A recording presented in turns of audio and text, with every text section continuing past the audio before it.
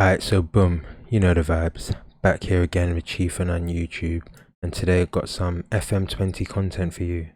This is an FM20 simulation where we're going to be looking at the careers of two twin brothers. So obviously these are created brothers, but one called Trafford Bailey and the other called Garfield Bailey. And these Bailey boys are completely opposite sides of the spectrum. One of them is extremely technical, the other is extremely physical. So the test is to see who makes it to the top of the game. Will it be the technical brother? Will it be the physical brother? Which attributes are most important when starting in League 2 and working your way to the top of the game? So I randomly selected a number from 1 to 24 and it came out with 17, which means that the lucky team which will be hosting our boys, at least for the first season, will be Oldham Athletic. So let's take a look at the boys. So first up we have Trafford Bailey here. As you can see, he is the more physical player. So he's got a 5 for everything in technical ability. Mental is straight down the board, 10 out of 20 for both players. And physical attributes, all 15 for Trafford. 6'2", 77 kilograms, just average, pretty much average. And as you can see, he's left-footed and prefers to play on the left-hand side of the front two. And if we navigate to his favoured personnel, you see he's got his brother here, Garfield Bailey, and he's the complete opposite. So he's right-footed, prefers to play on the right-hand side, 15 in all his technical attributes, 5 in all his physical attributes. He's worth 105k on £120 a week, and his brother, Trafford, is worth 90k.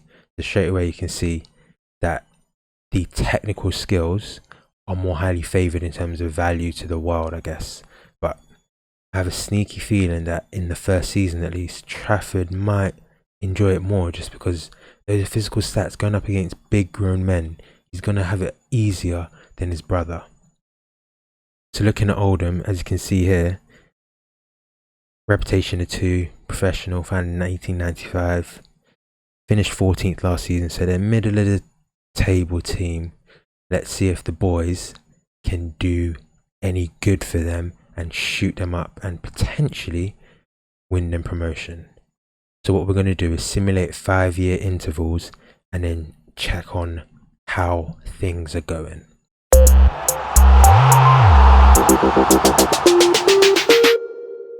So the date is 1st of July 2024. We are 5 years in the future. Forgot to add, I've removed all injuries from the game, so there shouldn't be any injuries which curtail either of the careers or any of the other players in the world we've created. So that should be a level playing field. But first up, let's check on how our team Oldham are doing. So, as you can see, Oldham found themselves in League 1. So in the first season, they managed to finish 10th. Then they managed to finish 10th again, so good consistency. Dropped down to 12th. In the fourth season, they finished top of League 2. Interesting. And now they finished 5th in the Sky Bet League 1. So they made the playoffs.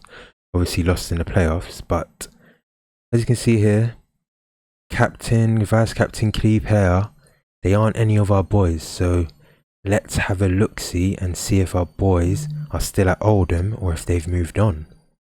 So starting off with our lad Trafford, as you can see, he's now starting for, or he's playing for Bournemouth.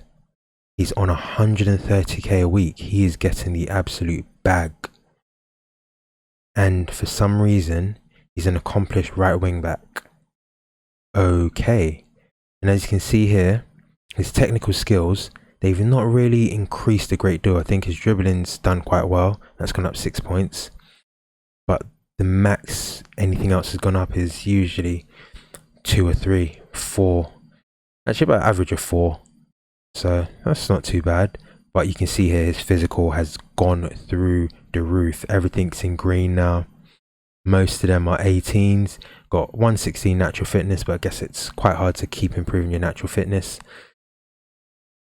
Known as a wonder kid now, I guess at 20 years old. He's already capped for England, bloody hell.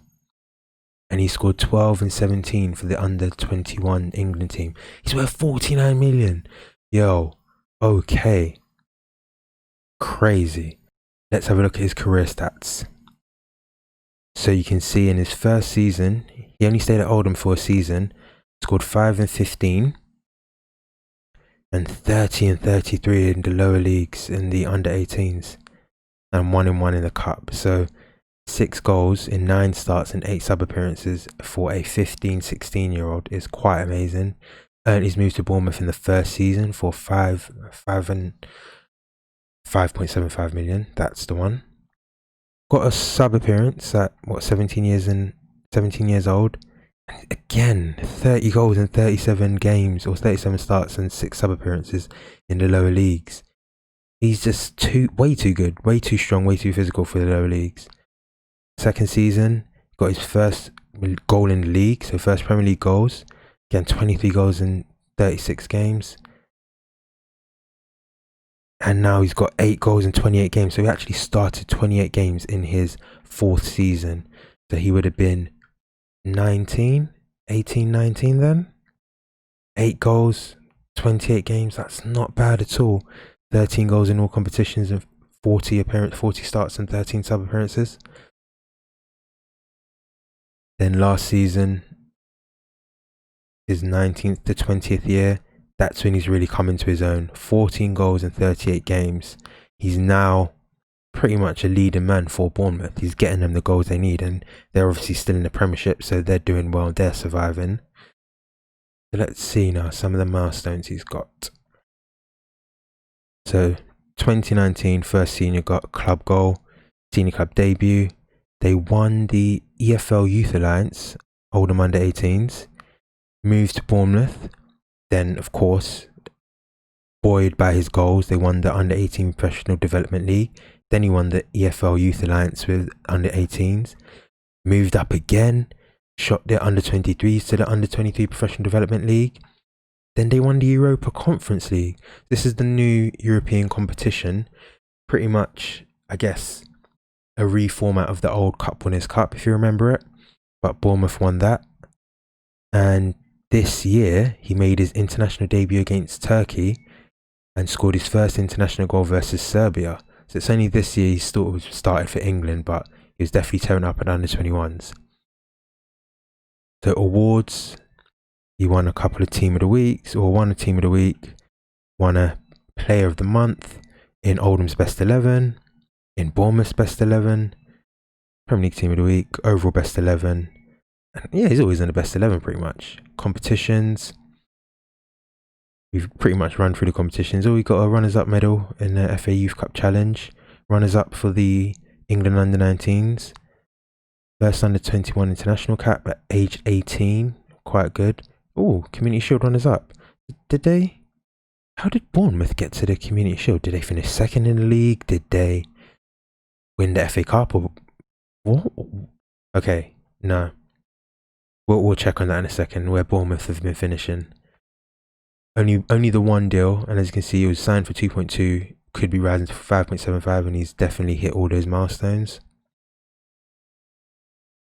Oh, most goals in a match for the under-21s, 5 against Andorra. Nice. Youngest player to score for Oldham, youngest player to score in the EFL League 2. And his quick biography, well-known football name across fans of Europe. One of the top earners at Bournemouth, recently signed a new deal, so he got the bag this year pretty much. Make sure we do that, keep his history after retirement. Let's have a look at Bournemouth, because this is surprising. So they've been finishing 10th, 12th, 8th, 11th, so they must have got to an FA Cup. It must have been an FA Cup that they got to. Yes, they won the FA Cup in 2022. So if they won the FA Cup in 2022, how comes our man didn't get an FA Cup medal? Was he not playing in 2022? He was selling the under 18s at 2022. That is heartbreaking. But we move. So on to his brother. He also likes Gareth Southgate for giving him his debut. So Trafford, whoa. Trafford is at Liverpool. He's earning less money than his brother, but he's valued at 21 million. And he's not got any international caps. Interesting. But he's played quite a few under 21 games, but he's just not scoring. So looking at his stats, they have gone up, evidently, but not as much as the physical stats did of Trafford. So these have only gone up by 1 or 2, highest being 3, which is long throws. Very important for a striker. And his first touch, obviously that's actually important. But they've played him a bit in midfield, played him a bit at DM. So he's playing in interesting positions. I guess because he's quite technical, these are good stats to have in the middle of the park. His mental stats have gone on, as his brothers. Interestingly enough, he's put on quite a lot of weight, even though he's the less physical one. How much weight did Trafford put on? So Trafford actually grew. Trafford actually grew an inch and he put on 10 kilograms. But back to Garfield, he's also a wonder kid now. Personality's balanced. And I guess not bad. His physical stats have come on quite a deal because these were down at 5. And I guess for the lowest one to come up by at least 5, you could say that naturally, because he was so young, his body was going to grow and his body was going to fill out. Wonder if it would have been smarter to limit his weight and his height at the start so that these physical stats wouldn't move on as much. Let's take a look at the career stats now. So as you can see, he only played 1 game for Oldham and didn't bag a goal. So he didn't do anything really. He got 15 goals in the juniors, but for Oldham really, he kind of just got bought on potential alone. So he went to the Premier League straight away to Liverpool, scored 8 goals for their development team, but no chance of starting. He got a cup game in his second season at Liverpool, and he scored. So that was good. Next season after that, scored 14 goals in developmental leagues. He got his first Premier League start and got an assist in that game, but again struggling to score. Hasn't scored in the league yet. Got a continental goal, most likely Champions League, being Liverpool, off the subs bench. Then he went out on loan, probably a mid-season loan, January, and he finally got his taste of first team football for LAFC. Scored 5 goals in 13 games on loan in America, so that's quite good to be fair. Got off the mark in MLS, came back next season, only made 1 sub bench or 1 sub appearance. Got 2 goals in the cup, but again, he's just not really breaking through. I think that's the problem where you move to a big team at a young age. You struggle to really push on and kick on. So he might need to bag himself and move away to really fulfill out his potential. So his milestones: had his club debut in 2020, so second half of the year. He won the EFL Youth Alliance with his brother in under 18s. He actually won the under 20 World Cup, so he made the World Cup squad, under 20 World Cup squad, and they won it. So I guess his brother was playing under 21s football at the time. So and he got his first senior club goal in the FA Cup and then won the FA Cup. So he's actually got a medal, unlike his brother. So although his brother's his brother won the Conference League, didn't he? Yeah, I'm tweaking. His brother won the Conference League, so they've both got a senior trophy to their name. Transfers: he was signed for 1.6 million, rising to 8.25, and they haven't really hit that yet. So they've only played 2.1 million for him. First club senior goals, biography: he's well known as well across Europe. 3 winners' medals. He's won. Well, that's an error because that's the same FA Cup. I guess for some reason he got 2 winners' medals. So yeah, I have a bit of that FM. And he won the under 19 championship golden boot. So he's got some personal accolades as well. Now on to what else is going on in this crazy world. So looking at the Ballon d'Or, so Suarez actually won the first Ballon d'Or when the game started for Barcelona. Doing 20 goals in 25 games, 8 assists. Kylian Mbappe came second and Robert Firmino came third. Interesting. Then it was the return.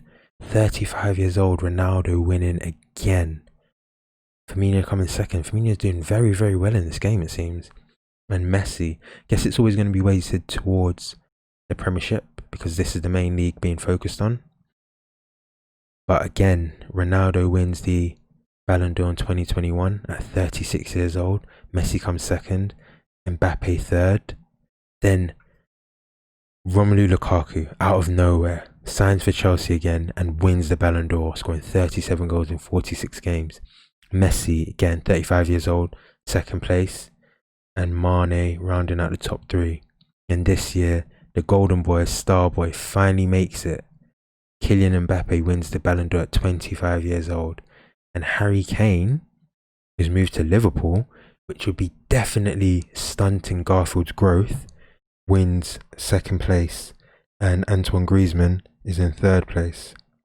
So looking at the Champions League, first season, Man City won it. So Man City with Pep Guardiola actually doing something they can't do in real life, win the Champions League. Real Madrid runners up. Then you've got 3 years in a row where Liverpool have just been runners up, but just not being able to win it again. They played Juventus won, Barcelona won, Madrid won. Then you had a Bayern-Juventus final with Bayern winning it. And in the 2022 Qatar World Cup, we had Spain winning it with runners-up England, interesting, and Italy third place. Then in the 2020 Euro, I guess, well, in real life it would have been in 2021, but in the 2020 Euros, Germany won and Italy came runners-up. So Italy was second in Euros and then came third in the World Cup. So Italy are doing quite well. But that is our 5-year update. So let's fast forward in time and see what happens in 10 years. So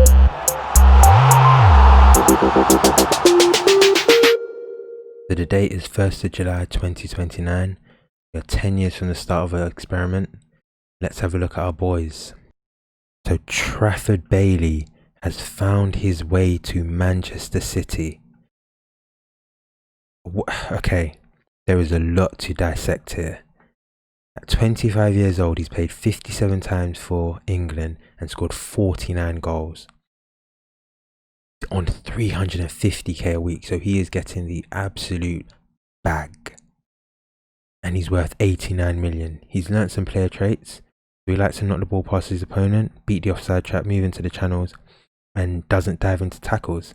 But yeah, he got a red card, so not quite sure there.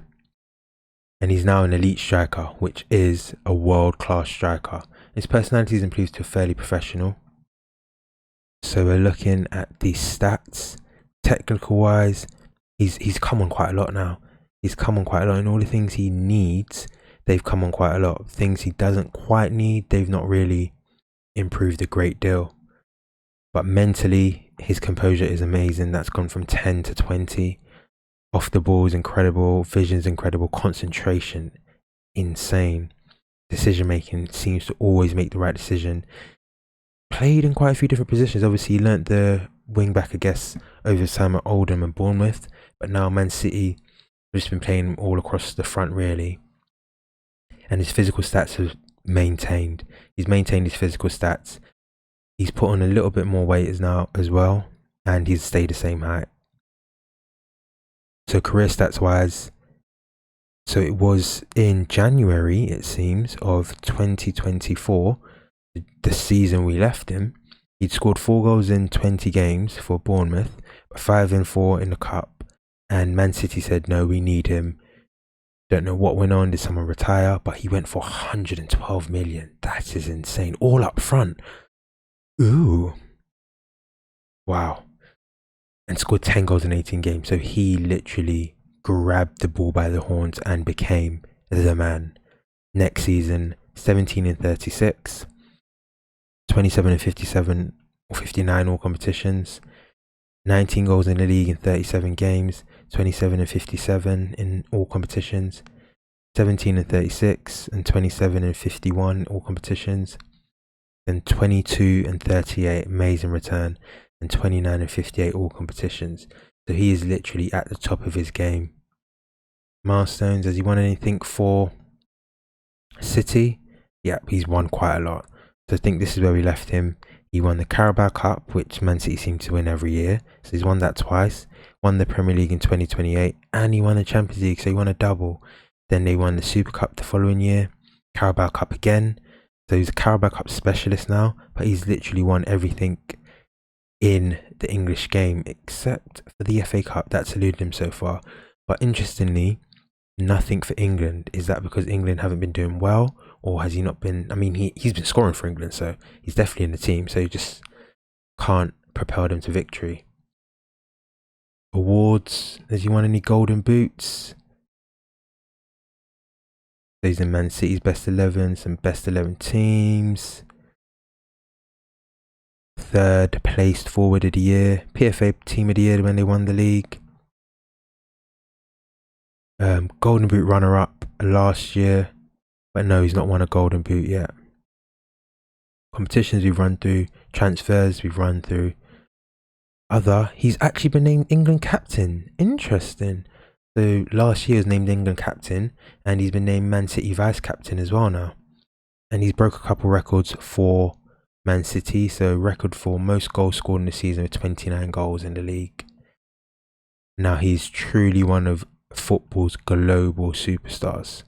So his brother is still at Liverpool, and he's now playing for England. 35 games, 15 goals. Again, he's been mixing up a bit, playing across the front line, playing a bit in midfield. Even had a stint at centre-back. So they tried him out at centre-back for some reason, or maybe there's a couple of games that they just needed to slot him there. But he's worth 85 million. So worth a little bit less than his brother, and he's getting a little bit less of a bag. 275k, but I mean 275k is an absolute bag anyway. Stats wise, his technical skills, there's no 20s, so nothing's gone on that much, but they're still quite consistent. Gone up 2s and 1s now, and a couple of 3s. Mentally, he's not moved on as much as his brother for some reason. Not sure what that is. Height and weight stay pretty consistent. Now I think he'll be there the rest of his career, the rest of his prime. But his physical stats have come on quite a lot. They've rounded out to the point where he can be a contributor to any team, so that's quite good. And he's actually wanted by a team. So Chelsea look like they want to invest in him, and he's picked up a couple of traits as well. So plays 1-2s, moves the ball to right before dribble attempt, and possesses a long flat bullet throw, which is always important as a striker. A long flat bullet throw. So milestones wise, he is truly one of football's global superstars as well. The Bailey boys. So what has he won? So he got his. So where did we leave him? We left him here. So he won Premier League 2 under 23s. Then he won the FIFA Club World Cup with Liverpool. Nice. Then he got his international debut and scored against Honduras. Then he won the FA Community Shield, FA Cup, FA Community Shield, FA Cup. So he's not won any major honours, but he's won 3 FA Cups, and the FA Cup has eluded his brother. So that's one thing you can have over him. Has he won any individual awards to shout out about? Golden Boot runner-up, so just like his brother. But nothing to really shout about on an individual stage. Transfers, only the one transfer. Fastest goal, 14 seconds against Boca. And most goals in the match was 4 against Leeds. So let's compare the two now. So as you can see here, so we've got Garfield in green, we've got Trafford in blue. So Trafford physically just blows Garfield out of the water. Technically, Garfield blows him out of the water, but what's interesting is that mentally, Trafford is just clear of him, just slightly, but he's clear of him. And that's really, I think, pushing him on and making him perform just that bit better. Like, because football is all about the mental. You can be as good as you want or have the most natural talent in the world, but if you don't have the mental ability to reach the top, it's going to be tough for you. So no Ballon d'Ors yet for our boys, but as you can see, since we left it, Lautoro's won 2 Ballon d'Ors. He's at Barcelona now, so he's now the star of Barcelona. They've got another Argentinian to lead them. And he won 2 in a row before Mbappe has done the three-peat, the hat-trick. He's now in his prime, 28, 29, 30, and just absolutely dominating the Ballon d'Or. And we've got a regen who's come through for the first time. Wim Steegman and Tete. So Champions League, we left it with Bayern winning it last. Then we had, so what? Liverpool have got 5 runners-up medals in 10 years, but no winners' medals. That's absolutely crazy. The Barcelona won it. Man City runners-up. Chelsea won it. PSG runners-up. United beat Liverpool. That would have hurt. That would have definitely hurt. Then City beat Liverpool. Both Manchester teams beat Liverpool back to back. Oh, the Man United one was at United at Old Trafford. That would have been tough. Very, very tough. Then United won it again. Runners up PSG. So again, PSG haven't won the Premier League even with Mbappe, but they've won 2 runners up medals. And World Cup, we had 3 host nations and we had Croatia. Croatia won a World Cup. Runner up Netherlands, 3rd place Mexico. That's a nice finish by them. Then in the Euros, we had Italy finally winning an international tournament. So they won the Euros 2024. Denmark runner-up. Nice. Very nice there. And then we had France winning 2028 Euros with Italy runners-up. So Italy are pretty much Euro specialists. But let's see now. We're going to move 5 years in the future and see how our boys do in the prime of their careers. These are the most important years now, 25 to 30. They need, if they're going to win their Ballon d'Or, it needs to be in this period now. Let's see how they do.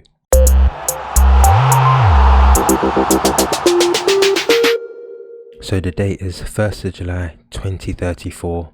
Now we're now 15 years into this simulation, and this is the last simulation for these 2 boys. What I really want to avoid is getting into their twilight and one of them retires before the other. We want them both to be playing till about their 30s, the peak of their powers, and see who does better. So firstly, we start off with the boy Trafford, and no surprise here, he is still with Man City.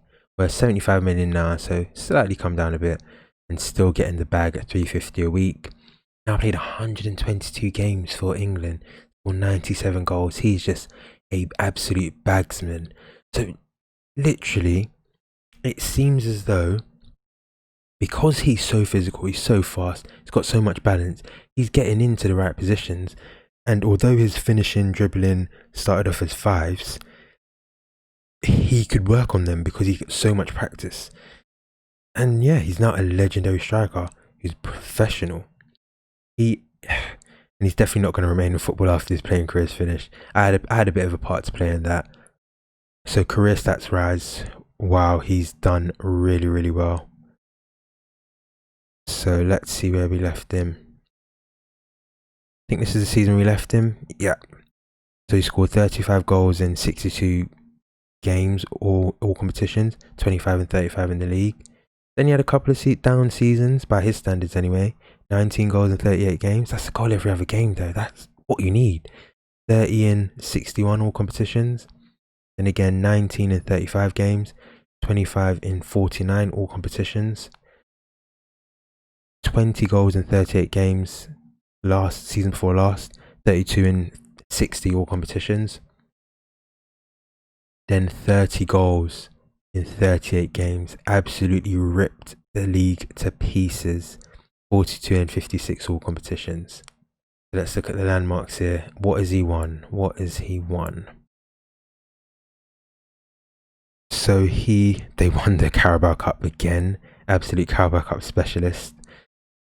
Okay, I guess he played a game or 2 for the under-23s for some reason. Interesting. They won the Europa League. So he's now completed the European set. So he's won the Super Cup, Champions League and Europa League.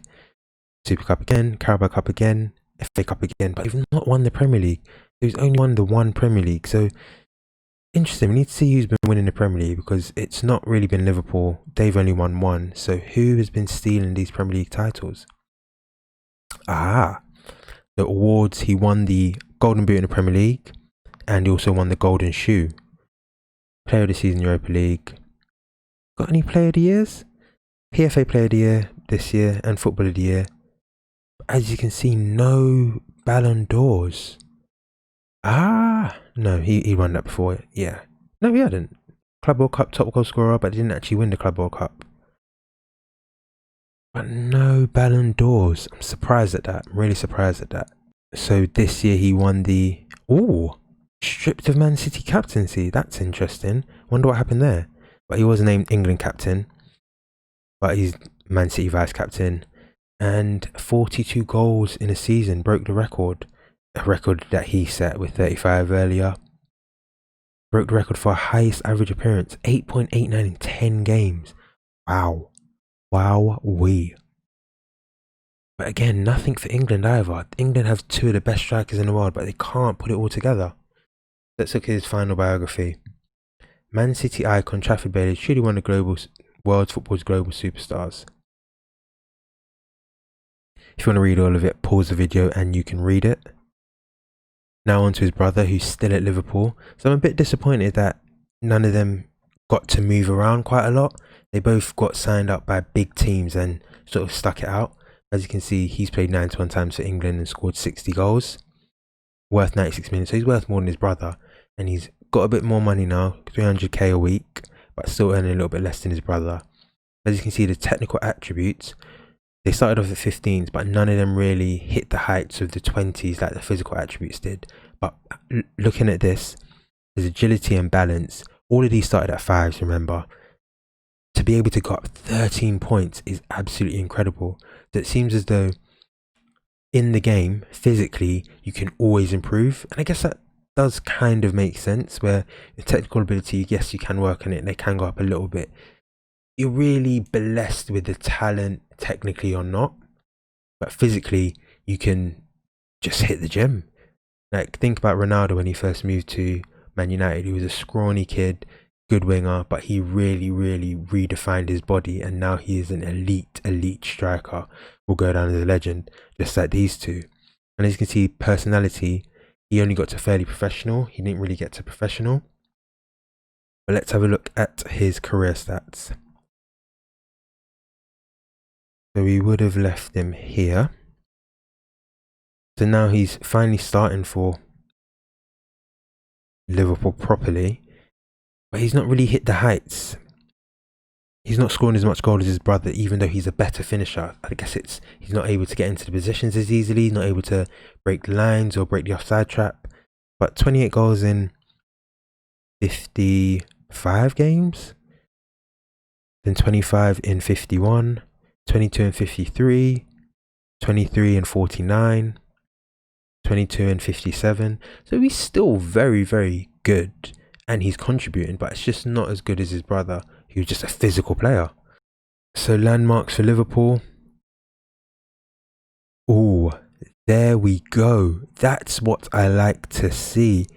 He's gone from being an FA Cup specialist to now he's won the Premier League, he's won the Champions League, he's won the Community Shield. He's not won a Carabao Cup just because Man City dominate that, but he's won the Champions League thrice now. So Liverpool have absolutely come back storming and won 3 Champions Leagues now after, what was it, 4 or 5 runners-up medals? But they've won the Super Cup as well, so he has done quite well for himself. He's won 3 Champions Leagues in comparison to his brother's 1, and they've both got 1 Premier League each. Awards. Has he any sniff of the Ballon d'Or?